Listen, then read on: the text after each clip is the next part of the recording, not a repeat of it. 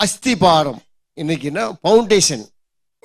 நம்ம ஃபவுண்டேஷனை பற்றி தான் நான் இந்த நாளிலே உங்களுக்கு உங்கள் சமூகத்திலே பேச தயார் பண்ணேன். எனக்கு என்ன ஆண்டவரே பேசணும்னு சொல்லி ரொம்ப வசனங்கள்லாம் எனக்கு ஓடிட்டு இருந்துச்சு.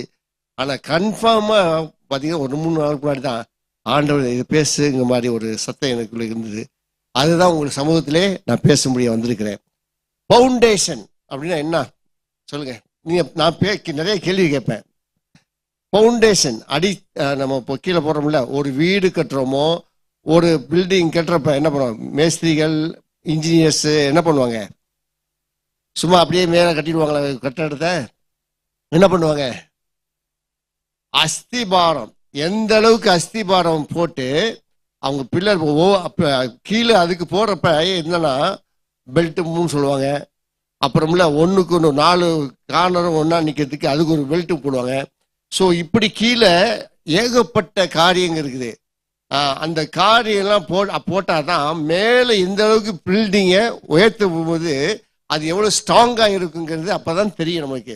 ஸோ அது போல தான் இந்த வானில் 2 ஃபவுண்டேஷன், 2 ஆட்களை பற்றி நம்ம ஃபவுண்டேஷன் போடுறாங்க. அதில் ஒருத்தர் புத்தி உள்ள மனிதன், புத்தி உள்ள மனிதன், இன்னொருத்தர் புத்தி இல்லாத மனிதன். ஸோ 2 பேருக்குடைய வாழ்க்கையை பற்றி தான் நம்ம பார்க்க போகிறோம். அதில் பார்த்தீங்கன்னா அவங்களுடைய கடைசியில் இந்த முடிவு, அவங்க எங்கே போகிறாங்க, எங்கே போய் அவங்க டெஸ்டினி, அவங்க போய் எங்கே சேர போகிறாங்க கடைசியில், அப்படிதான் இந்த இந்த சாப்டருடைய இது. ஸோ இதில் பார்க்கும்போது புத்தி உள்ள மனிதன் அப்படிங்கிறதுக்கு நம்ம பார்ப்போம். மத்தேயு 7:24 வாசிங்க ஒருத்தங்க. 7:24 26 வரைக்கும். மத்தேயு 7:24 26. ஆகையால் சொல்லிய இந்த வார்த்தைகளை கேட்டு இவைகளின்படி செய்கிறவன் எவனோ அவனை கண்மலையின் மேல் தன் வீட்டை கட்டின புத்தியுள்ள மனுஷனுக்கு ஒப்பிடுவேன். பெருமழை சொரிந்து பெருவெள்ளம் வந்து காற்று அடித்து அந்த வீட்டின் மேல் மோதியும் அது விழவில்லை, ஏனென்றால் அது கண்மலையின் மேல் அஸ்திபாரம் போடப்பட்டிருந்தது. நான் சொல்லிய இந்த வார்த்தைகளை கேட்டு இவைகளின்படி செய்யாதிருக்கிறவன் எவனோ அவன் தன் வீட்டை மணலின் மேல் கட்டின புத்தி இல்லாத மனுஷனுக்கு ஒப்பிடப்படுவான். ஆமென், ஆமென். இதுல பாத்தீங்கன்னா 2 பேரை சொல்றீங்கன்னா, புத்தி உள்ள மனிதன், புத்தி இல்லாத மனிதன். இதுல பாக்குற போது 2 ஆண்டவர் எந்த காரியம் செய்யறப்ப 2 பேரை தான் நம்ம ஊழியத்துக்கு அனுப்புறப்ப கூட 2 பேரை தான் அனுப்புனார். 2 என்பது சாட்சி. புரியுதுங்களா? வேதாகமத்தில் 2 என்பது சாட்சி. இப்போ பார்த்தீங்கன்னா அந்த 2 பேராவது 3 பேராவது என் நாமத்திலே கூடி இருக்கும் போது அப்படிங்கிறார்.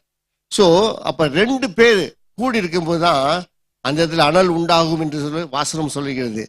பார்த்தீங்கன்னா இப்போ ஒவ்வொரு காரியத்தையும் பார்த்தீங்கன்னா 2 பேரை தான் எந்தையுமே செய்வதற்கு ஆண்டவர் அந்த காரியத்தை. ஞானம் உள்ளவன் ஞானமற்றவன் பார்க்குறப்ப வசனங்களை பார்க்குறோம்ல, அப்படி பார்த்தீங்கன்னா 2 பேருக்கும் துன்மார்க்கன் நீதிமான், பாவி நீதிமான். ஸோ இப்படி காரியங்களை 2 பேரும் ஒப்பிட்டு இந்த வசனங்களை நம்ம வேதத்தில் பார்க்குறோம். எத்தனையோ உவமைகளை ஆண்டவர் இந்த பைபிளில் வேதத்தில் சொல்லியிருக்காரு. நிறைய உவமைகளை சொல்றாரு. அவர் சொல்வதெல்லாம் யாருக்கு? உவமைகளாக சீசருக்கு தான் சொன்னார். புரியுதுங்களா?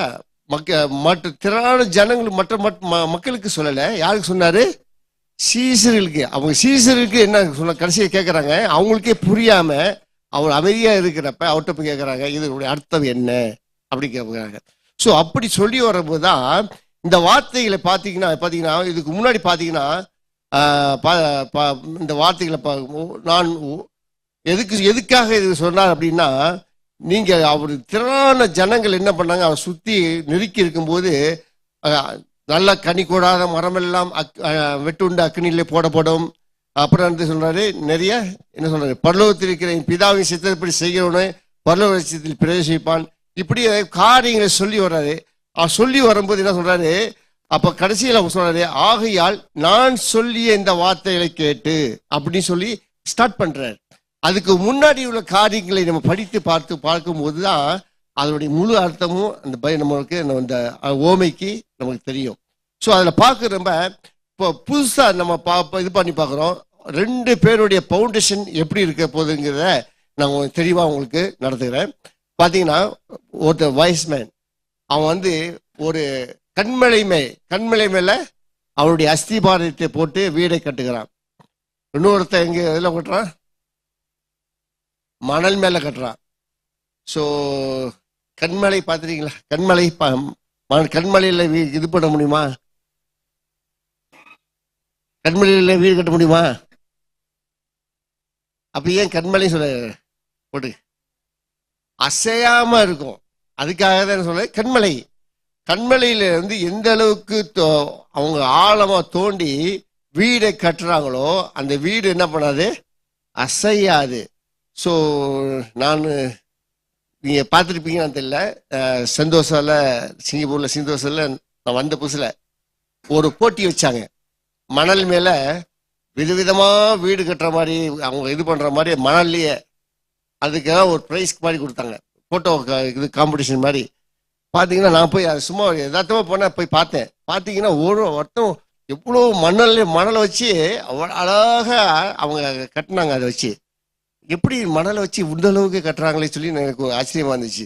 பார்த்தீங்கன்னா அந்த அளவுக்கு அவங்க பண்ணாங்க. கொஞ்சம் தண்ணி ஏற ஏற ஏற என்னாச்சு, அவங்க கட்டினதெல்லாம் அடிச்சிட்டு போயிடுச்சு. அவ்வளோதான், அவங்க கட்டினது அவ்வளோதான் முடிஞ்சு போச்சு.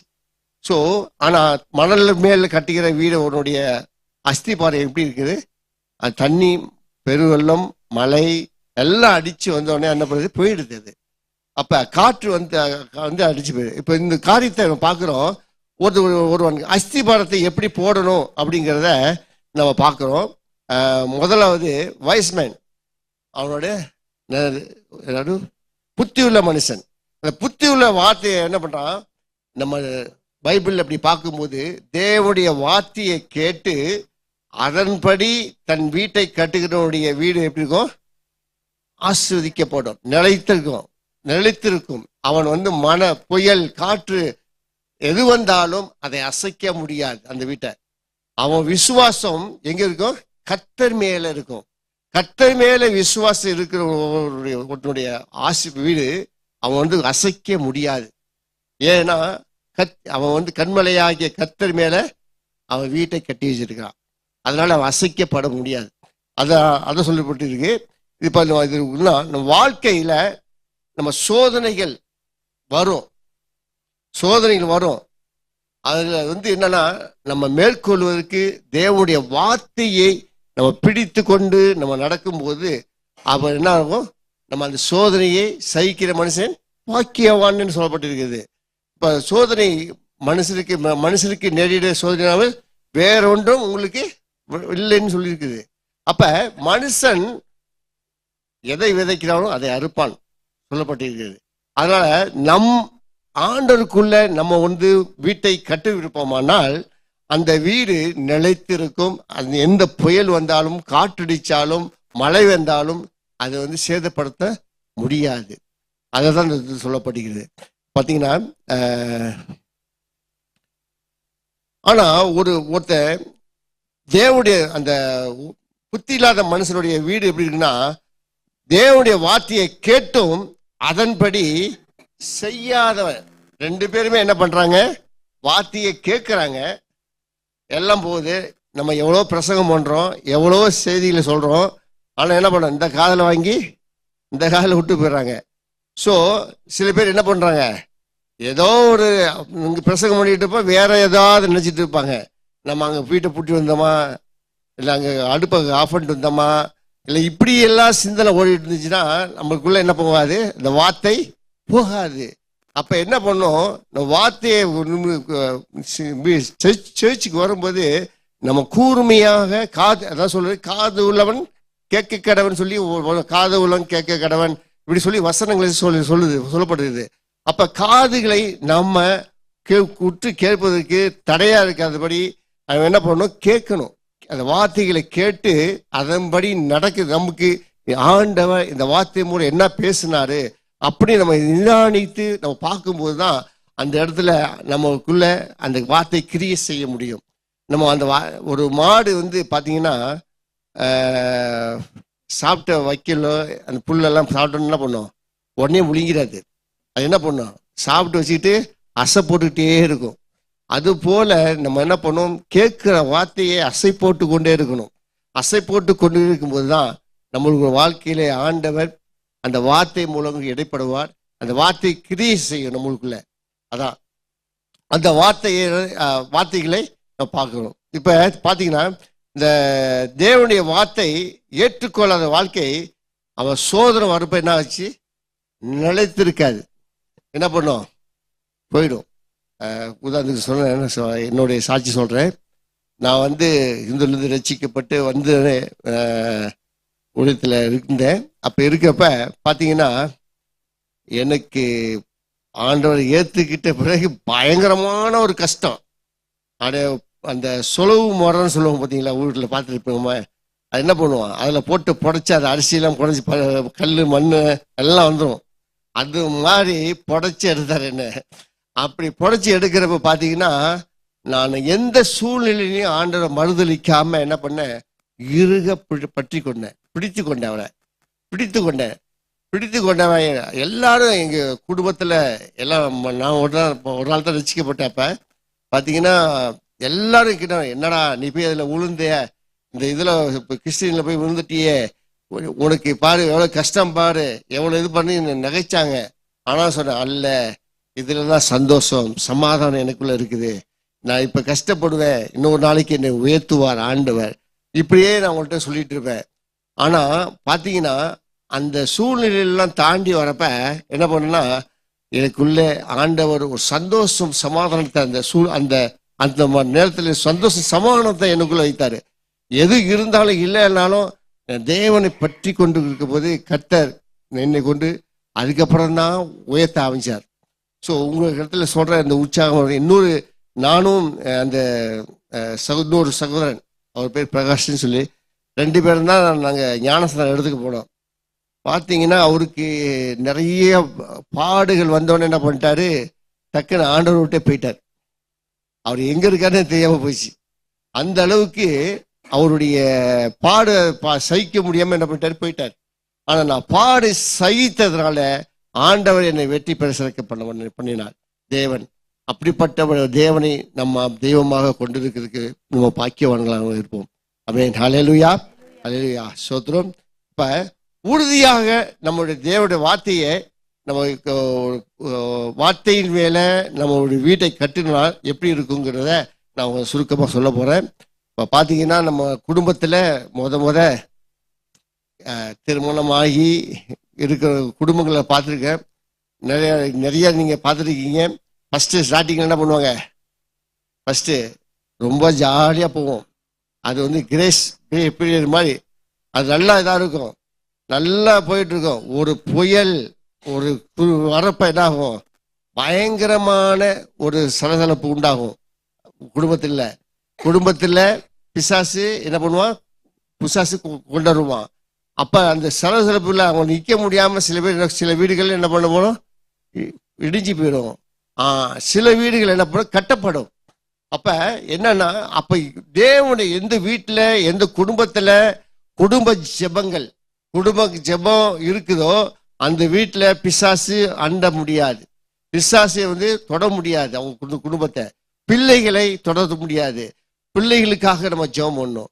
ஒரு பயம், ஒரு எப்பொழுதுமே என்னன்னா, ஒரு எதிர்காலத்தை குறித்து அவங்களுக்கு ஒரு பயம் இருந்துகிட்டே இருக்கும். நம்ம பிள்ளைங்க என்ன பண்ண போகுது, என்ன வேலைக்கு கிடைக்குமா, அவங்களுக்கு மாப்பிள்ளை கிடைக்குமா, இப்படி பொண்ணு கிடைக்குமா, இப்படியே ஒரு சிந்தனையில என்னன்னா மக்கள் வாழ்ந்து கொண்டு இருக்காங்க. ஆனா எந்த பயம் இல்லாம வாழ்வதற்கு கர்த்தர் நம்மளுக்கு உதவி செய்யணும்னா அவர் விசுவாசிக்க வேண்டும், அவரை உறுதியாய் பற்றி கொள்ள வேண்டும். அந்த உறுதியாய் பற்றி கொள்ளும் போதுதான் தேவன் அவர்களுக்கு வேண்டிய அந்த பலனை கொடுக்க வல்லவராயிருக்கிறார். இதுல பாருங்க, அந்த உறுதியான அஸ்திபாரம் இருக்கிற ஒரு வீடு அது எப்படி இருக்குன்னா, அதை பார்த்தீங்கன்னா தேவனுடைய வார்த்தையை என்ன பண்ணாங்க, ஒரு நிமிஷம்,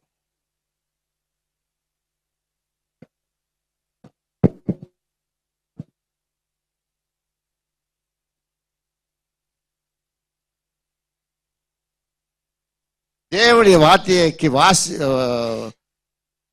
வார்த்தையை கேட்டு அதன்படி நடக்கிற ஒரு வீடா இருக்கும். அப்ப அது தேவனுடைய வார்த்தைக்கு கீழ்ப்படிவாங்க, பின்பற்றுவாங்க. ஸோ கீழ்ப்படிந்து பின்பற்றுகிற ஒரு குடும்பத்துல தான் ஆண்டவர் அவர் செய்ய நினைத்ததை செய்ய முடியும். பார்த்தீங்களா? முழு மனதுடன் என்ன பண்ணும்? அவரை விசுவாசித்து வேறுண்டி அசையாமல் இருக்கணும். அப்படி இருக்கும்போது தான் என்ன ஆகும்? அந்த குடும்பம் நிலைத்திருக்கும். எப்படி இருக்கணும்? முழு மனதுடன் அவரை விசுவாசிக்க வேண்டும். அவரை விசுவாசிக்கிறது மட்டுமல்ல, வேரூன்றணும். ஒரு மரமானது எப்படி வேர் ஊன்றி எந்த அளவுக்கு கீழே வேர் விடுதோ அந்த அளவுக்கு தான் அந்த மரம் அசைய. எந்த காற்று அடித்தாலும், எந்த மழை அடித்தாலும், மழை பெஞ்சாலும், புயல் வீசினாலும் அது அசையும் வழிய அது கீழே விழுவாது. அது சும்மா ஒரு வாழை மரம்லாம் பார்த்தீங்கன்னா ஒரு காற்று அடிச்சுன்னா கீழே வந்துடும். ஆனால் தென்னை மரம், பனை மரம்லாம் பார்த்தீங்கன்னா, ஏன் நீதிமான் பனையை போல் செழிப்பான்னு சொல்லப்பட்டிருக்குதுன்னா, நீதிமானுடைய பனை செழிக்கிறது. பனை மரம் எனக்கு தெரியும். எங்கள் ஊரில் இந்தியாவில் எங்கள் வீட்டுக்கு முன்னாடி ஒரு பனை மரம் அந்த இடி விழுந்து பாதி இதாகி இருந்துச்சு. அப்போ அந்த பனை மரத்தை வீட்டுக்கு முன்னாடி இருக்குதே அப்படின்னு சொல்லி எங்கள் அப்பாவும் நான் தான் என்ன பண்ணோம், அதை நோண்டி அந்த வேரை எடுத்துருவோம் அப்படின்னு சொல்லிட்டு நோண்டுறோம். அது அது அது என்ன பண்ணுது? அது போய்கிட்டே இருக்குது. அது அவ்வளோ ஆழமா இருக்குது. அப்பதான் சொல்றாரு எங்க அப்பா, இல்லை இது பயங்கரமா ஆழமா இருக்கு, பாதி இது மட்டிட்டு பண்ணப்பட்டு மூடிடலாம்னு சொல்லிட்டு அது மூணு. அதை பார்த்தா அப்பதான் கேள்விப்பட்டேன், பனைமரம் எந்த அளவுக்கு உயரமா இருக்குதோ அந்த அளவுக்கு கீழே பூமியில போய் வேறு உண்டு இருக்குமா. அதனாலதான் காற்று அடிச்சாலும் வெயில மழை பெஞ்சாலும் என்ன பண்ணும், அதை அசைஞ்சு கொடுக்கும். அதை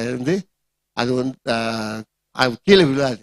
பனைமரம் மட்டும் அந்த அளவுக்கு உறுதியானது. ஸோ அப்ப என்னன்னா, நம்முடைய வாழ்க்கை வேறுண்டி நடக்கணும்னா விசுவாசம் நம்மளுக்குள்ள இருக்கணும். விசுவாசம் நம்மளுக்குள்ள இருக்கும்போது நம்ம அசைக்க முடியாத ஒரு தைரியத்தை ஆண்டவர் கொடுப்பார். மேன் ஹல்லேலூயா. பார்த்தீங்கன்னா, சோதனைகளையும் தேவன் மேல் நம்பிக்கை வைக்க வேண்டும்.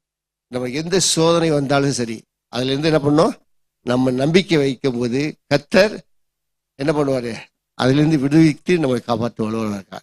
ஆமென் ஹல்லேலூயா. பாத்தீங்கன்னா 1 கொரிந்தியர் 3:11 சொல்லியிருக்குது, ஏற்கனவே போடப்பட்ட அஸ்திபாரமாகிய இயேசு கிறிஸ்துவை தவிர வேறொரு அஸ்திபாரம் யாரும் போட முடியாது. ஸோ இயேசு கிறிஸ்து தான் நம்மளுக்கு அஸ்திபாரம். நம்ம எந்த வீட்டில் இயேசு கிறிஸ்துவை முன்னிறுத்தி அவங்க வீடு அஸ்திபாரம் போடப்படுகிறதோ அந்த வீடை அசைக்க சாத்தானாலும் முடியாது, தொட முடியாது. இது உண்மை. நான் அதை அனுபவிச்சிருக்கிறதுனால சொல்றேன். உங்களுக்கு எந்த சாத்தானும் தொட முடியாது. எந்த பிசாசு வரலாம், வியாதி கொடுப்பான், சோதனை கொடுப்பான், எல்லா பலவீனத்தை கொடுப்பான். இருந்தாலும் ஆண்டவர் அவரிலிருந்து பாதுகாத்து கொள்வார். அப்ப நம்முடைய அஸ்திபாரம் இயேசுவின் மேல் இருக்கணும். இயேசு தான் நம்மளுக்கு அஸ்திபாரமாக இருக்கணும். இயேசு இல்லாத வீடு எல்லாம் என்னன்னா, பிசாசு ஈஸியா கிரியை செய்வான், ஈஸியா நுழைவான். அவன் செய்ய நினைத்தது செஞ்சுட்டு போயிடுவான். அதனால அவனுக்கு பிசாசுக்கு இடம் கூடாதுன்னு சொல்லி, பிசாசுக்கு எதிர்த்து நில்லுங்கன்னு சொல்லி இருக்குது. என்ன சொல்லுங்க, அவங்களை விட்டு ஓடி போவான். ஸோ அவனுக்கு எதிர்த்து நிற்கிற, அவனோட ஐக்கியமா இடக்கூடாது, அவனோட நம்ம ஒன்று போயிடக்கூடாது. அப்ப அவனோட கூட எதிர்த்து நிற்கும் போதுதான் ஆண்டவர் பெரிய காரியங்களை செய்ய முடியும் நம்ம கொண்டு. ஆமென் ஹல்லேலூயா. அப்ப இன்னொரு பார்த்தா, கிறிஸ்துவின் உறுதியான அஸ்திபாரம் நமக்கு இருக்கணும். அவருடைய வார்த்தையை கேட்டு நம்பி கீழ்ப்படிந்து ஜெபத்திலும் பரிசுத்த வாழ்க்கையிலும் நிலைத்திருக்க வேண்டும். எதுல இருக்கணும்? அவருடைய அஸ்திபாரம் என்பது அவருடைய வார்த்தையை கேட்கிறது மட்டுமல்ல, என்ன நம்பி கீழ்ப்படிந்து ஜெபத்திலும் பரிசுத்த வாழ்க்கையிலும் நிலைத்திருப்பதே அதோடைய அஸ்திபாரம். ஓகேங்களா? ஸோ கொலோசியர் 2:6-7 பார்க்கும்போது, கிறிஸ்து இயேசுவில் நடந்து அவருக்குள் வேருண்டி அவர் மேல் கட்டப்பட்டு விசுவாசத்தில் உறுதிப்பட்டவர்களாக இருங்கள். இப்போ விசுவாசத்துல உறுதிப்பட்ட இருக்குன்னா, அவரை நம்பி அவருக்குள் இயேசுக்குள் நடந்து அவருக்குள் வேரூன்றணும். வேறு ஒண்ணுன்னா நம்ம தேவனுடைய வார்த்தையை தினமுதோறும் நம்ம வாசிக்கணும். தினந்தோறும் வாசிக்கணும், தேவ ஜெபிக்கணும், அவரோடு நடக்கணும், அவர் என்ன சொல்றாரு தியானம் பண்ணணும். சும்மா நம்ம கிறிஸ்துவர்களாக இருக்கிறோம், சபைக்கு போறோம், காணிக்கை கொடுக்கிறோம், அதோட மட்டும் அல்ல. நம்ம என்ன பண்றோம், ஒவ்வொரு நாளும் என்ன பண்ணோம், கிறிஸ்துவோடு நடக்க கத்துக்கணும். கிறிஸ்துவோடு நம்ம நடக்கும்போது தான் ஆண்டவர் அவர் வைத்திருக்கிற திட்டங்களை நம்மளை கொண்டு செய்ய முடியும். இல்லைன்னா பிசாசு நம்மளை கொண்டு போயிடுவான். அவனுக்கு இடம் கொடுக்காதபடி தேவனோடு நம்ம இணைந்திருக்கிறோம். ஒரு தடவை ஃபாதர் ஃபெர்க்மான்ஸ் அவர்கள் ஒரு இன்டர்வியூ பண்ணிட்டு இருக்காங்க. நான் இப்போ கேட்டேன் அவரை.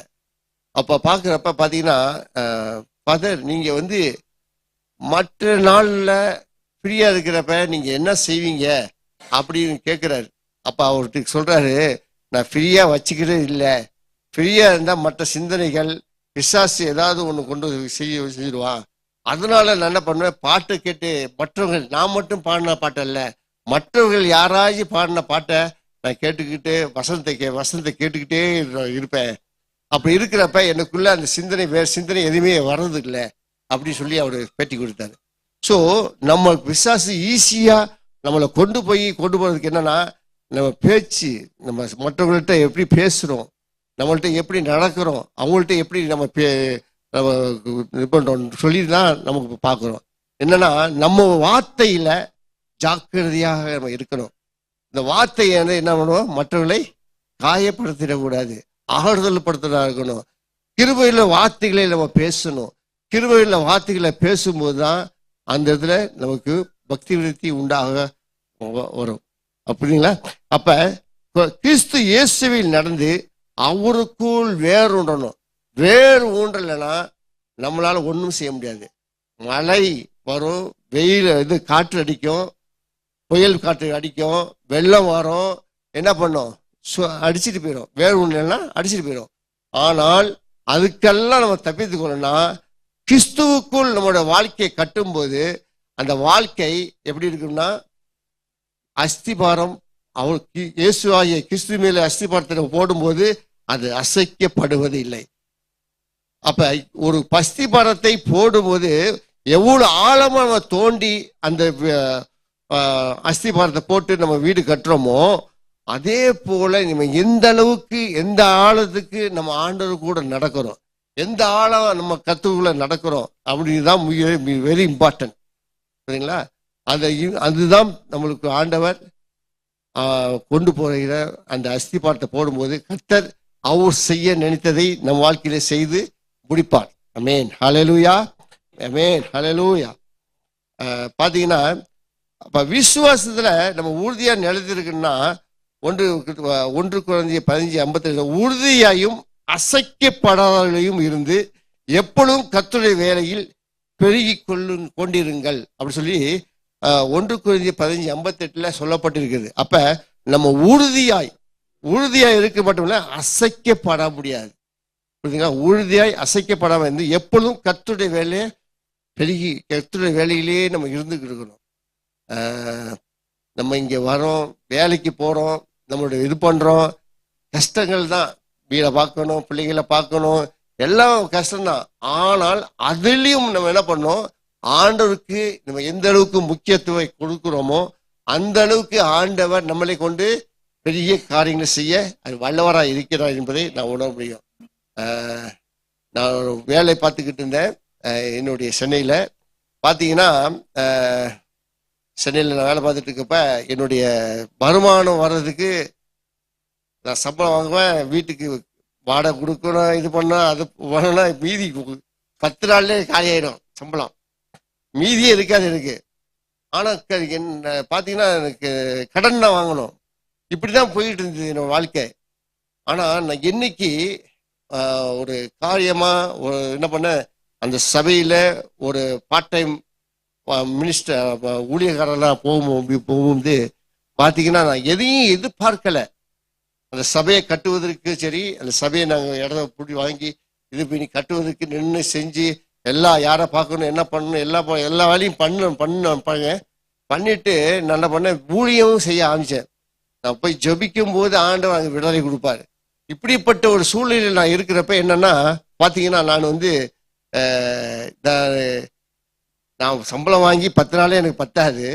வாடகை கொடுக்கவோ வீட்டுக்கு சமையல் என்னுடைய தாயார் என்னோட இருக்காங்க, என்னுடைய சகோதரி பொண்ணு நான் தான் படிக்க வச்சுக்கிட்டு இருந்தேன். ஸோ பார்த்தீங்கன்னா அவங்க பிள்ளைக்கு படிப்புக்கு காசு கட்டணும், அம்மா தாயாரை பார்க்கணும். இப்படி இருக்கிறப்ப என்ன பார்த்தீங்கன்னா மளிகை ஜாமான் வாங்க கூட ஒன்றும் இருக்காது. ஆனால் பார்த்தீங்கன்னா நான் எல்லாத்தையும் எதையுமே எதிர்பார்க்காம என்ன பண்ணேன், ஊழியத்துக்கு போக ஆரம்பிச்சேன். ஊழியத்தை போய் அந்த பாஸ்டரோட சேர்ந்து நான் ஊழியத்தை செய்யும் போது பார்த்தீங்கன்னா நான் வீட்டில் குடியிருந்தேன், ஒரு கிறிஸ்டின் வீடு. அவங்க என்ன பண்ணாங்க, வாடகையே கொடுக்காத நீ ஊழியம் செய்கிற சொல்லிட்டு விட்டுருவாங்க. நான் என்ன பண்ணுவேன், என்னுடைய ஊழியம் என்ன பண்ணேன்னா, எனக்கு ஒரு தரிசனம் கொடுத்தாரு ஆண்டவர். நான் என்ன பண்ணுவேன், கீழ்ப்பாக்கத்தில் போயிட்டு ட்ராக்ஸ் வாங்கிட்டு வருவேன். நிறைய ட்ராக்ஸ் வாங்கிட்டு வந்து சேர்ச்சுடைய அட்ரஸ் போட்டு என்ன பண்ணுவேன், ஒவ்வொரு வீடாக ஏறி இறங்கி என்ன பண்ணுவேன், நான் போய் ட்ராக்ஸ் கொடுக்க போவேன். இப்போ ட்ராக்ஸ் கொடுத்துக்கு போயிட்டு வந்துட்டு பார்த்தீங்கன்னா நிறைய பேர் சொல்லுவாங்க, எப்பா என் பிள்ளைக்கு உடம்பு முடியாமல் இருக்குது, ஜோம் பண்ணுங்க. ஜோம் ஒன்று அந்த இடத்துல ஆண்டவர் கொடுப்பார். ஸோ இப்படி எனக்கு ரொம்ப சந்தோஷம், பயங்கரமான சந்தோஷம். இப்படி ஓடிட்டு இருக்கப்ப பார்த்தீங்கன்னா நான் எதையும் எதிர்பார்க்கல. நான் குடியிருந்தேன் வீடு, அந்த வாடகை கொடுக்க வேண்டாங்க, சாப்பிடணும்ல. அப்போ என்ன பண்ண, என்னோட ஃப்ரெண்டு அவரு கிறிஸ்டியன், அவர் என்ன பண்ணார், மளிகை கடை வச்சிருந்தாரு. அவர் என்ன பண்ணுவார், தெரியாம மளிகை ஜாமான்லேருந்து காய்கறியிலேருந்து எல்லாம் எனக்கு தெரியாம நான் ஊழியத்துக்கு போட்ட நேரத்தை 10 கொண்டாந்து கொடுத்து போயிடுவார். அவர் எங்கள் அம்மாட்ட, யாருமா கொடுத்தது அப்படிங்கிறவன், உன் ஃப்ரெண்டு தான்ப்பா கொடுத்து போனாரு அப்படின்னு சொல்லுவாங்க. எங்கள் அம்மா சொல்லுவாங்க. பார்த்தீங்கன்னா அவ்வளோ கொண்டாந்து கொடுத்து போயிடுவார். அப்போ தேவைகள் பார்த்தீங்கன்னா ஆண்டவர் இதுக்கு அப்போ சம்பளம் வாங்கி நான் ஊழியம் செய்ததோட வேலையை விட்டுட்டு ஃபுல் டைமாக நான் ஊழியம் செய்யும் போது பார்த்தீங்கன்னா என் தேவைகள் எல்லாம் ஆண்டவர் சந்திச்சார். ஏன்னா என் நம்பிக்கை ஃபுல்லாக ஆண்டவர் மேலே நான் இருக்கும்போது அந்த இடத்துல ஆண்டவர் என்ன பண்ணுறாரு, வெட்கப்படுத்த மாட்டார். வெட்கப்படுத்தாம என்ன பண்ணுவாரு, உயர்த்துவார் தேவன். அப்பதான் பார்த்தேன். அப்பதான் நான் எப்போ இப்படி ஊழியம் செஞ்சுட்டு இருக்கப்ப பார்த்தீங்கன்னா அந்த நேரத்தில் தான் எனக்கு சிங்கப்பூரில் வேலை கிடைச்சிச்சு. அப்போ சிங்கப்பூர் வர்றதுக்கு எனக்கு இஷ்டமே இல்லை. எனக்கு இஷ்டமே இல்லை. ஏன்னா நான் ஊழியம் செஞ்சுட்டு இருக்கேன், எனக்கு அவ்வளோ சந்தோஷம், எனக்கு அவ்வளோ சமாதானம். ஏன் அப்படின்னா அவர் வார்த்தையை சொல்லி ஜெபிக்க அங்கே போய் விடுதலை கிடைக்கிது, அற்புதம் நடக்குது. நடந்தோடனே எனக்கு அவ்வளோ சந்தோஷம். நடந்தோடனே என்ன பண்ணேன், நான் சிங்கப்பூர் போகல. பாஸ்டர்கிட்ட போய் சொன்னேன், பாஸ்டர் நான் சிங்கப்பூர் போகல பாஸ்டர். ஏன்பா அப்படின்னாரு. இல்லை எனக்கு இந்த ஊழியம் தான் எனக்கு ரொம்ப சந்தோஷமா இருக்குது அப்படின்னு. அப்போ சொன்னாரு, இல்லைப்பா ஒரு சித்தம் வச்சிருக்காரு, நீ போ அப்படின்னாரு. அப்பதான் நான் வந்து சிங்கப்பூருக்கு வந்தேன். சிங்கப்பூர் வந்தும் கொஞ்ச நாள்ல கஷ்டம், ரொம்ப கஷ்டப்பட்டேன். ஏன்னா எனக்கு அந்த சமாதானம் இல்லை, அந்த சந்தோஷம் இல்லை. அந்த ஊழி செஞ்சு இங்க வேலை பார்க்குறேன், உலகத்துக்கு வேலை பார்க்குறப்ப எனக்கு அந்த சமாதானம் சந்தோஷம் இல்லை எனக்கு. அப்போதான் சகோதரர் மோகன்ஜிலாசஸ் வந்தார். அவர் மீட்டிங் போட்டிருக்கப்ப கடைசி நாள் வாலண்டியர்ஸ் மாதிரி போயிருந்தேன். அப்போ போயிருக்கப்ப அவர் வந்து யாருக்கு ஏன்பா ஜெபம் பண்ணணும்னு கேட்டார். அப்போ நான் சொன்னேன், அண்ணே இது மாதிரி நான் ஊழியம் செஞ்சுக்கிட்டு நல்லா சந்தோஷமா இருந்தேன், நான் பிசாசு தான் இங்கே கொண்டாந்தானு தெரியல, எனக்கு சந்தோஷமே இங்கே இல்லை, எனக்கு என் ஆவியை அவிழ்த்து போட்ட மாதிரி ஆயிடுச்சு, நான் எனக்கு ஜெபம் பண்ணி சொல்லுங்க, இங்கே ஆர்டர் எனக்கு கொண்டாந்து சித்தமா இல்லை ஊருக்கு போடுறப்ப சித்தமா அப்படின்னு சொல்லுங்க அப்படி சொல்லி கேட்டேன். இப்போ உடனே என்ன பண்ணாரு, ஜெபம் பண்ணிட்டு, இல்லைப்பா நீ ஏன் வரல, ஆண்டவர் தான் உன்னை கொண்டாந்துருக்கார், ஒரு நோக்கம் வச்சுக்காரு, நீ வேலை பார்த்துக்கிட்டே அவர் ஊழியத்தை செய் நீ அப்படின்னாரு. அப்பதான் நான் சரி நண்பர்களோட ஊழியத்தை செய்யும்படியாக இங்கேயும் என்ன பண்ண அந்த ட்ராக்ஸ் ஊழியத்தை தேக்கா பக்கத்தில் தேக்கா ஏரியாவில் போய் பசங்களுக்கெல்லாம் கொடுத்து சர்ச்சுக்கு நிறைய பேரை கொண்டு வரும்படியாக கர்த்தர் செஞ்சார். ஆமென். இப்படிதான் ஆண்டவரை நீங்க எந்த பலனையும் எதிர்பார்க்காதீங்க, முழு மனதோடு முழு ஆத்துமோடு முழு பலத்தோடு அவரை சேவிக்கும் போது அவருக்கு எல்லா காரியத்தையும் என்ன பண்ணுவாரு, பார்த்து கொள்ளுவார். இதுதான் என்னுடைய வாழ்க்கையில நான் முத நம்ம இப்படிப்பட்ட ஒரு சபையை கட்டும்படியாகவும் சிங்கப்பூர் சபையும் கட்டும்படியாகவும் ஆண்டவர் செய்வதற்குன்னா சும்மா ஒரு அழைப்பு அல்ல, அவர் ஆண்டவர் கொடுத்த அந்த அழைப்பினால்தான் இந்த இடத்துல ஊழியம் செய்ய முடியாது. கர்த்தர் கிருபை செஞ்சார். ஆமென், அல்லேலூயா. அப்ப பாத்தீங்கன்னா நம்மளுடைய வாழ்க்கையில பாத்தீங்கன்னா நம்ம அந்த ட்ரையல் வரும்போது நம்ம என்ன பண்ணோம், சோதனை வரும்போது என்ன பண்ணோம், உறுதியா இருக்க கத்துக்கணும். நம்ம உறுதியா இருக்கும்போது என்ன பண்ணோம், ஆண்டவர் அந்த அந்த சோதனையிலிருந்து நம்மளை விடுவித்து காக்க வல்லவராக இருக்கிறார். ஆமென், ஆமென், ஹல்லேலூயா. பாத்தீங்கன்னா அதுல பாத்தீங்கன்னா 300 வசனம் சொல்லப்படுகிறது. அப்ப எப்படிப்பட்டவர்கள் உறுதியா ஸ்ட்ராங்கா அவங்களுடைய பவுண்டேஷன் இருக்குன்னா, கேட்டு அதன்படி நடக்கிற மனிதர்களுக்கு தான், கேட்டு விசுவாசித்து அதன்படி நடக்கிற ஒரு மனுஷர்களுக்கு தான் அந்த ஸ்ட்ராங்கான பவுண்டேஷன் இருக்கும். புரியுதுங்களா? அப்ப கேட்டு அதன்படி செய்யாதவருடைய வாழ்க்கை எப்படி இருக்குங்கிறத பாத்தீங்கன்னா, மற்ற உலக காரியங்கள் அவங்க காற்று அடிக்கும்போது அந்த பவுண்டேஷன் என்ன பண்ணும், ஆட ஆரம்பிக்கும். புயல் அடிக்கும், வெள்ளம் வரும்போது என்ன பண்ணும், அடிச்சுட்டு போயிடும். அப்ப அவங்க என்ன பண்ணுவாங்க, அவங்க சொந்த சுய புத்தி மேல அவங்க என்ன சாஞ்சி அவங்க என்ன பண்ணுவாங்க, அவங்களோட வாழ்க்கையை நடத்துவாங்க. தேவனுடைய வார்த்தையை கேட்டு நடத்த மாட்டாங்க. எப்படி இருப்பாங்க, சுய புத்தி அவங்களுக்குள்ள இருக்கும்போது என்ன பண்ணுவாங்க, அவங்க அந்த சுய புத்தி நடக்கும்போது மற்றவர்கள் அந்த ஒரு எமோஷன் தமிழ் என்ன சொல்றீங்க, உணர்வா உணர்ச்சி வசப்பட்டு காரியங்களை செய்யும் போது என்ன ஆகுதுன்னா, அந்த தேவனுக்கு பிரியமில்லாத காரியங்களை நம்ம செய்யும் போது நம்ம அந்த குடும்பம் என்ன பண்ண அசைக்கப்பட்டு போகும். இதுதான். அப்ப என்ன பண்ண, இந்த ஸ்ட்ராங் பவுண்டேஷன் இருக்கணும்னா அந்த அந்த அதுக்கு புத்தி இல்லாத மனுஷனுடைய வீடு எப்படின்னா அசைக்கப்படுகிற ஒரு வீடா இருக்கும், ஷேக்கி. இல்லைங்களா? ஸோ அப்ப stand form in trials, stand form in சோதனையில அவன் வீடு எப்படி இருக்கும், ஸ்ட்ராங்கா இருக்கும். அது பாத்தீங்கன்னா லூக்கா 6:48 பாருங்க, ஒரு வசனம் இருங்க. லூக்கா 6:48.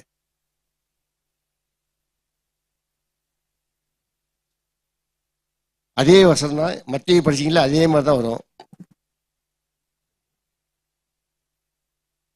6:48. ஆழமாய் தோண்டி கற்பாறையின் மேல் அஸ்திவாரம் போட்டு வீடு கட்டுகிற மனுஷனுக்கு ஒப்பாய் இருக்கிறான். பெருவெள்ளம் வந்து நீரோட்டம் அந்த வீட்டின் மேல் மோதியும் அதை அசைக்க கூடாமல் போயிற்று, ஏனென்றால் அது கண்மலையின் மேல் அஸ்திபாரம் போடப்பட்டிருந்தது. ஆமென். போதும். ஏனென்றால் கண்மேல் மேல் போடப்பட்ட அஸ்திபாரம் எப்படி இருக்குதா, சோதனை வந்தாலும் கூட என்ன பண்ண முடியாது, அசைக்க முடியாதான். அதான் போட்டுக்குது. ஆழமாய் கர்த்தரத்துல ஆழமாய் அந்த நம்முடைய வேர் ஊன்றி இருக்கும் போது தான் எந்த புயல் வந்தாலும், எந்த பெருவெள்ளம் வந்தாலும், மழை வந்தாலும் அதை அசைக்க முடியாத ஒரு வீடா இருக்கும்.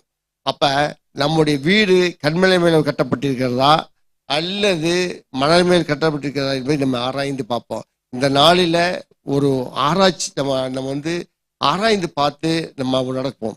சரிங்களா? அடுத்த ஒரு வசனம் சொல்லிருக்குது, அந்த கண்மலை மேல கட்டப்பட்டவர்களுடைய ஒரு வாழ்க்கை எப்படி இருக்குன்னா, சமாதானமும் ஒரு பாதுகாப்பும் இருக்கும். நிறைய பேர் என்ன பண்ண, இந்த நாட்கள்ல ஒரு பாதுகாப்பு இல்லை, ஒரு சமாதானம் இல்லை. என்ன பண்றாரு, இயேசு என்ன சொன்னாரு, என் சமாதானத்தையே உங்களுக்கு வைத்து போகிறேன்னு சொல்றாரு. அப்ப அவரு சமாதானம் கொடுக்க, உலகம் கொடுக்கிற பிரகாரம் நான் உங்களுக்கு கொடுப்பது இல்லை அப்படின்னு சொல்றாரு. அப்ப அவர் கொடுத்த சமாதானம் எப்படி இருக்குன்னா, அதுல குறைவே இல்லை. சரிங்களா? அதனால தேவன் என்ன பண்றாரு, அவருடைய சமாதானத்தை நம்ம அந்த வார்த்தையை கேட்டு என்ன பண்ண ஸ்டேபிலிட்டி நிலைத்திருக்கும் போது நமக்கு என்னன்னா அவருடைய சமாதானம், ஒரு பாதுகாப்பு நமக்கு கிடைக்குது. அப்ப அதுக்கு பாத்தீங்கன்னா நிறைய வசனங்களை அதுல பாத்தீங்கன்னா ஒரு ஏசாயா 26:3 ஒரு வசனம் சொல்லப்பட்டிருக்கிறது, உம்மை உறுதியா நம்ப இருக்கிற மனதை உடையவனை நீ பூர்ண சமாதானத்தில் காத்துக்கொள்வீர், ஏனெனில் அவர் உம்மை நம்புகிறான். அவரை நம்புகிற ஒரு மனுஷனை என்ன பண்ண மாட்டாரு, ஆண்டவர் புறம்பே தள்ளுகிறவ இல்லை. அவருக்குள்ள என்ன போக்கு, உறுதியா நம்பணும். உறுதியா நம்புறதுதான் நம்மளுடைய வேலை. நம்மளுடைய பாட்டு என்னன்னா, உறுதியா ஒரு இடத்துல நம்பும் போது என்னன்னா, மனதை உடைய நீ பூர்ண சமாதானத்துடைய பாதுகாத்துக் கொள்வார். பூர்ண சமாதானம் வேணும்னா என்ன பண்ணணும்? நம்ம உறுதியாய் அவரை பற்றி கொள்ள வேண்டும். நம்ம மனமேல கட்டப்பட்ட ஒரு வீட்டை போல என்ன பண்ண ஷேக் பண்ணிக்கிட்டே இருந்துச்சுன்னா வீடு என்ன பண்ணும்? கீழே விழுந்துரும். நம்மளுக்குள்ள என்னன்னா அந்த அஸ்திபாரம் இல்லை. அந்த அஸ்திபாரம் நம்மளுக்குள்ள இருக்கும்போது தான் நமக்கு அசைக்கப்பட முடியாது. நம்மளுக்கு அது விசுவாசத்தை அவருக்குள்ள கட்டணும். அவரே கிறிஸ்துவே என்ன பண்ண போடப்பட்டிருக்கிற அஸ்திபாரம் அவர் தான். அவருக்குள்ள நம்ம வீட்டை கட்டினால் அந்த வீடு அசைக்கப்பட முடியாது. ஆமென், அல்லேலூயா. யோவான் 14:27 சொல்லிவிடுங்க, என்னுடைய சமாதானத்தை வைத்து போகிறேன்னு சொல்லி இயேசு தரும் சமாதானம் உலகம் தரும் சமாதானத்தை விட உயர்ந்தது. இது புரியுதுங்களா? இயேசு கொடுத்தாருன்னா அது மெய்யான சமாதானம். புரியுதுங்களா? பிலிப்பியர்ல சொல்லப்பட்டிருக்குது, எதற்கும் கவலைப்படாமல் தேவனுடைய சமாதானம் உங்கள் இருதயங்களையும் உங்கள் சிந்தனைகளையும் கிறிஸ்து இயேசுக்குள் காத்துக்கொள்ளும். ஜெபமும் நம்ம நன்றி அறிதல் உள்ளவர்களாய் தேவனுடைய சமாதானத்தை அனுபவிக்க முடியும். நம்ம சிந்தனையை என்ன பண்ணும்? சிந்தனை, ஜெபம், நன்றி அறிதலோடு நம்ம இருக்கணும். நம்ம நன்றி அறிதலோடு அவர் இருக்கும்போது என்னன்னா தேவனுடைய சமாதானம் நம்மளை மேற்கொள்ளும். சரிங்களா? அவரு அந்த பார்த்தீங்கன்னா God's word brings stability in every season. எந்த சீசன்லையும் நம்மளுக்கு அசைக்க முடியாது. அதுக்கு காரணம் என்னன்னா நம்முடைய சமாதானம், ஒரு பெரிய சமாதானம், ஒரு நிலைத்தன்மையை ஆண்டவர் நம்மளுக்குள்ளே கொடுக்கிறார். ஏன்னா அவர் சமாதானத்தை கொடுக்கும்போது அது ஒருவனாலும் பிசாசும் ஒன்றும் பண்ண முடியாது. அந்த அப்படிப்பட்ட ஒரு சமாதானத்தை நம்மளுக்கு வைத்து வைக்கிறார். பார்த்தீங்களா? அப்ப ஒரு புத்தி உள்ள மனுஷனுடைய இன்னொரு வாசனா அவனுடைய ஃப்ரூட்ஃபுல் அண்ட் லாஸ்டிங் அப்படி சொல்லி ஒரு போடப்படுது. அப்படின்னா அவன் கனி தருகிற ஒரு வாழ்க்கை. அவனோட வாழ்க்கை எப்படி இருக்குன்னா கனி தரும் ஒரு வாழ்க்கை. அது என்னன்னா அது நிலைத்து இருக்கும். அது அசைக்க முடியாது. கனி உள்ள வாழ்க்கை என்னன்னா ஒரு நிலைத்திருக்கும்.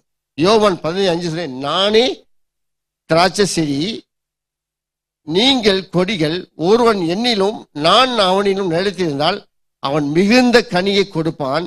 என்னை அல்லாமல் உங்களால் ஒன்றும் செய்ய முடியாது. ஒருத்தன் கிறிஸ்துவுக்குள் நிலைத்து இருந்தால் மிகுந்த கனியை கொடுப்பான். அப்ப அவன் மிகுந்த கனியை கொடுக்கணும்னா அவன் என்ன பண்ணும்? கிறிஸ்துவுக்குள் நிலைத்து இருக்கணும்.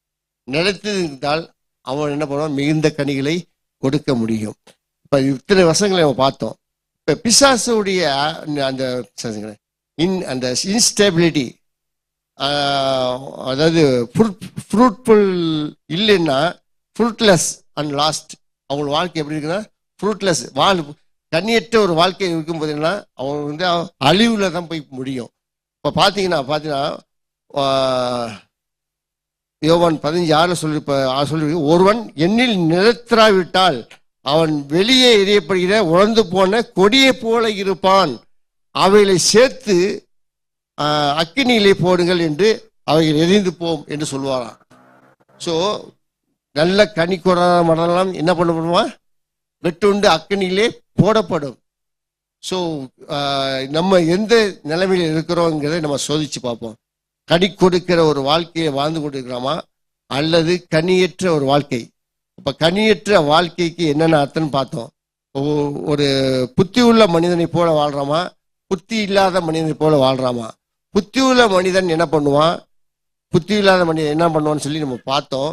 இப்ப நீங்களே அதை நிதானித்து பாருங்கள். உங்களுக்கு நிதானிச்சு பாருங்க, ஆண்டவரே நான் எதுல தவறுறேன், நான் எதுல விட்டு போனேன், ஆண்டவரை நான் அதுல இருந்து என்னை மீட்டுக்கொள்ள எனக்கு உதவி செய்யுங்க, உன் வசதி மூலம் எங்களை திருப்பிக் கொள்ள என்ன உதவி செய்யுங்க சொல்லி நீங்க ஜெபிக்கிறால் கர்த்தர் பெரிய காரியங்கள் செய்ய முடியாது. புரியுங்களா? அந்த வசனத்தை சொல்லி முடிச்சிடறேன்.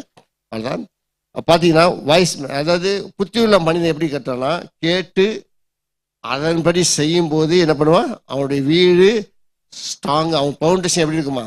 ஸ்ட்ராங்கா இருக்கும். அதே கேட்டு செய்யாதனுடைய வீடு எப்படிங்கன்னா அசைக்கப்படுகிற ஒரு வீடா இருக்கும். சோதனை வரும்போது என்ன பண்ண? அசைக்கப்பட்டு போகும். மழை வரும்போது, மழை காற்று பெருவெள்ளம் வரும்போது என்ன, அவன் வீடு அசைக்கப்பட்டு போகும். அப்படி இல்லாதபடி நம்முடைய சுய புத்தி மேல் சாயாம கர்த்தர் மேல் பாரத்தை வைத்து விடு, அவர் உன்னை ஆதரிப்பான்னு சொன்ன வசதிப்படி நம்ம என்ன போடுவோம், அவர் மேல நம்ம வைக்கும் போது ஆண்டவர் நம்மளை பாதுகாத்துக் கொள்வார். சரிங்களா? So stand form in trials. அப்போ என்னன்னா சோதனை நேரத்தில் அவன் உறுதியாக இருப்பான். அவன் உறுதியாக இருப்பான். அவன் என்ன காற்று அடித்தாலும் சரி, என்ன இருந்தாலும் சரி, கீழே விழமாட்டான், ஸ்ட்ராங்காக இருப்பான். அப்போ அவனுடைய புத்தி இல்லாதவனுடைய வீடு என்னன்னா கொலாப்ஸ் ஆகிடும். சோதனை வரும்போது என்ன கொலாப்ஸ் ஆகி கீழே வந்துடுவான், அழிவு வந்துடும். சரிங்களா? அவனால் நிலைத்து நிற்க முடியாது. அவனுடைய பெரிய ஒரு அழிவு உண்டாகும். அப்புறம்ல புத்தி உள்ள மனிதனுடைய வீட்டில் சமாதானமும் ஒரு பாதுகாப்பும் அவனுடைய வீட்டில் இருக்கும். அவன் வீட்டில் சமாதானமும் பாதுகாப்பும் இருக்கும். அந்த புத்தி இல்லாதவருடைய வீட்டில் ஒரு நிலைத்திறம் இல்லாத ஒரு வீடாக இருக்கும். அது இல்லாமல் ஒரு பயம் எப்பொழுதுமே ஆட்கொள்ளும். பயந்த காரியம் எனக்கு நேரிட்டது சொல்லி தாவீது பாடுறது போல, உபத்திரப்பட்டது நல்லது, அதனால பிரமாணங்களை கற்றுக்கொண்டேன்னு சொல்லி தாவீது பாடுறான். ஏன்னா அவன் உபத்திரத்தின் குகையில போனாங்களும் ஆண்டவரை பிடித்து கொண்டான். அதனால என்ன பண்ணா, அதனால உபத்திரப்பட்டது நல்லது, அதனால பிரமாணங்களை நான் கற்றுக்கொண்டேன் அப்படின்னு சொல்லி சொல்லப்பட்டிருக்கிறது. அப்ப ஒருவன் எந்த ஒரு எதை குறித்தும் பயம் வராது, பயம் இருக்காது, ஒரு சந்தோஷம் சமாதானம் அவன் உள்ளத்துல எப்பொழுதும் நிலைத்திருக்கும்னா, புத்தி உள்ள ஒரு வீட்டு கட்டுகிற ஒரு மனிதனுடைய வாழ்க்கை ஒரு சமாதானம் ஒரு பாதுகாப்பு இருக்கும். புத்தி இல்லாதனுடைய ஒரு இன்ஸ்டபிலிட்டி அப்படின்னா நிலைத்திறமையான இல்லாது பயம் அவனுக்கு ஆட்கொண்டு இருக்கும். ஒரு புத்தி உள்ள மனிதனுடைய வாழ்க்கையில ஒரு அதாவது கனி கொடுக்கிற வாழ்க்கை, கனி கொடுக்கிற வாழ்க்கை மட்டுமல்ல, என்னன்னா அவன் என்ன அவனுடைய வாழ்க்கை நிலைத்திருக்கும், அசைக்கப்படாது. ஆனா புத்தி இல்லாதனுடைய வாழ்க்கை என்னன்னா அழிவு வரும். அந்த கனியற்ற வாழ்க்கை அவன் என்ன கனியற்ற வாழ்க்கையை இருக்கும், அவன் அழிவு அவனுக்குள்ள இருக்கும். ஸோ நம்ம ஆண்டவர் வருகை இன்னும் சமீபமாக இருக்கிறது. நம்ம எந்த நிலையில இருக்கிறோம், நம்ம எந்த இதுல இருக்கிறோம் சொல்லி நம்மளே நிதானித்து பார்ப்போம். எழுந்து வச்சோம் பண்ணுவோம். ஆண்டவரே நன்றி செலுத்துகிறோம், உமக்கே நன்றி ஆண்டவரே.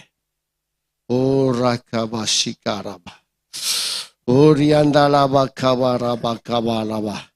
நன்றி ஆண்டவரே, நன்றி அப்பா, நன்றி அப்பா.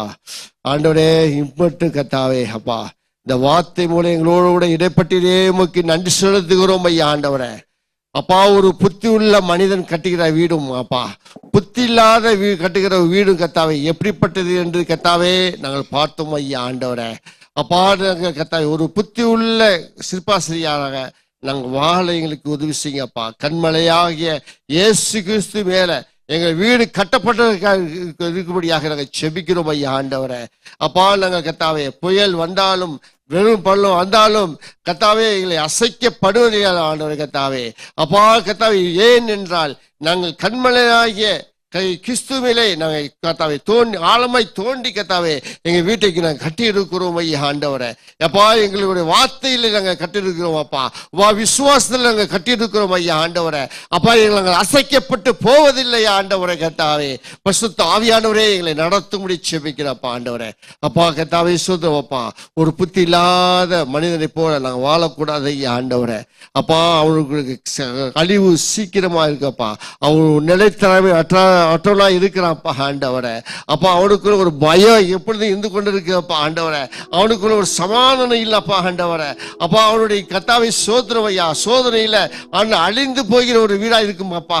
ஆண்டவரே கத்தாவை, அப்படிப்பட்ட ஒரு வீடாய் நாங்கள் இல்லாதபடி ஆண்டவரே அப்பா, நாங்கள் உங்களுடைய வார்த்தையில கட்டப்படுத்தாவே, உங்களுடைய வார்த்தையில நிலைத்திருக்கா கத்தாவே எங்களுக்கு உதவி செய்ய முடியாது செபிக்கிறப்பா. ஆண்டவரை அப்பா, வலது பக்கம் இடது பக்கம் சாயாதபடி வழி இதுவே சொன்னது போல கத்தாவே ஒரு வழியில நாங்க நடக்க எங்களுக்கு உதவி செய்யுங்க அப்பா. ஆண்டவரே அப்பா, இந்த உலக சிற்றின்பங்கள் ஆண்டவரே, இந்த உலக தற்காலிகமான உலகத்துல கத்தாவே எங்களுடைய பலத்தின் மீதியா 70 வருஷம் 80 வருஷம் அல்ல ஆண்டவரே அப்பா. கத்தாவே நிரந்தரமாய் 1000 வருஷம் அரசாட்சி ஆயால கத்தாவே எங்களை நாங்கள் தகுதிப்படுத்த எங்களுக்கு உதவி செய்யுங்க அப்பா. ஆண்டவரே அப்பா, உமக்கு நன்றி செலுத்துகிறோம் ஐயா. ஆண்டவரே அப்பா கர்த்தாவே எங்களை ஒப்பு கொடுக்கிறோம் ஐயா ஆண்டவரே.